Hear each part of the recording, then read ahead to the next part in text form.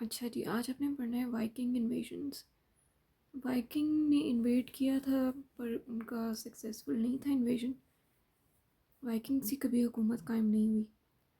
سو start کریں گے beginning in AD 789 Vikings from Denmark and Norway raided and later settled in Britain. Denmark اور Norway سے ہی لوگ آئے تھے، انہوں نے ریڈ کیا، یہاں پر اٹیک کیا 789 AD میں، اور پھر بعد میں وہ سیٹل ہو گئے برٹن میں۔ دے اسٹیبلش کمیونٹیز، ان کی پرانی عادت ہے یہ کمیونٹیز اپنی بنا لیتے ہیں دوسروں کے علاقوں میں جا کے۔ سو اسی طرح انہوں نے بھی کیا، particularly in Danelaw area of eastern and northern England, خاص طور پہ ڈین لا میں جو انگلینڈ میں نارتھ میں اور ایسٹ میں ہے۔ Leaving their mark in the place names like Grimsby and Scunthorpe۔ گرمسبی اور اسکنتھورپ جو ہیں وہ وائکنگ ہی نے نام رکھے تھے، اور ان علاقوں میں یہ ٹھہرے، ان کو اجازت مل گئی کہ یہاں پر آپ رہیں۔ Over time many Vikings adopted Christianity integrated into local societies۔ انہوں نے کرسٹیانٹی جو ہے شروع میں جو ہے وہ قبول کی، اور آہستہ آہستہ لوکل سوسائٹیز کے اندر گھل مل گئے۔ While Anglo-Saxon king continued to rule، ابھی حکومت جو ہے وہ اینگلو سیکسنز کی ہی قائم ہے۔ وہ کہہ رہے ہیں کہ جب قائم تھی کیا ہوا، Danish kings like Canute also held power briefly۔ Danish kings جو کینیوٹ تھا اس نے بھی اٹیک کرنے کی کوشش کی کچھ عرصے کے لیے۔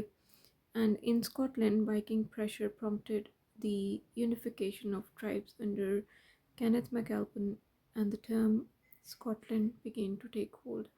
کینتھ میک ایلپن جو تھا وہ بادشاہ تھا جس کے ساتھ سارے وائکنگ جو ہے وہ اکٹھے ہو گئے، and term Scotland began to take hold, اور اسکاٹلینڈ ٹرم جو ہے اس ٹائم پہ انٹروڈیوس ہو گئی تھی۔ آگے آتا ہے جی نارمن کانکویسٹ، یہ امپورٹنٹ ہے۔ In 1066 William Duke of Normandy invaded and defeated King Harold at the Battle of Hastings. اچھا، کنگ کا نام ہیرلڈ ہے ہیچ سے، اور جنگ کا نام بھی ہیچ سے ہے، battle of Hastings. Battle of Hastings میں کنگ ہیرلڈ جو تھا اس کو قتل کر دیا گیا۔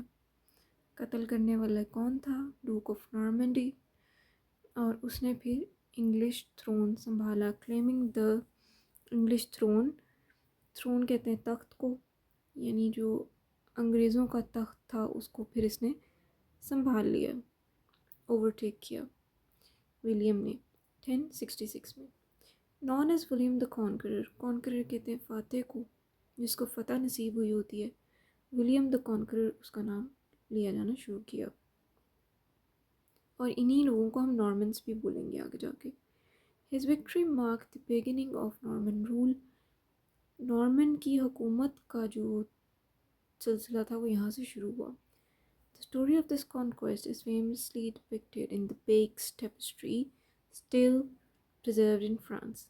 ٹیپسٹری کہتے ہیں کپڑے کو، یہ نیچے جس کی تصویر دی ہوئی ہے، یہ 70 میٹر لانگ جو ہے وہ لنن کا کپڑا ہے جس کے اوپر کڑھائی کے ذریعے انہوں نے میدان جنگ کی تصویر بنائی ہوئی تھی۔ سو بیکس ٹیپسٹری نارمنس کے ٹائم پہ تھا، یہ یاد رکھنا ہے ہم نے۔ Norman conquest and its lasting impact, یہ ہم کرتے ہیں نیکسٹ لیسن میں۔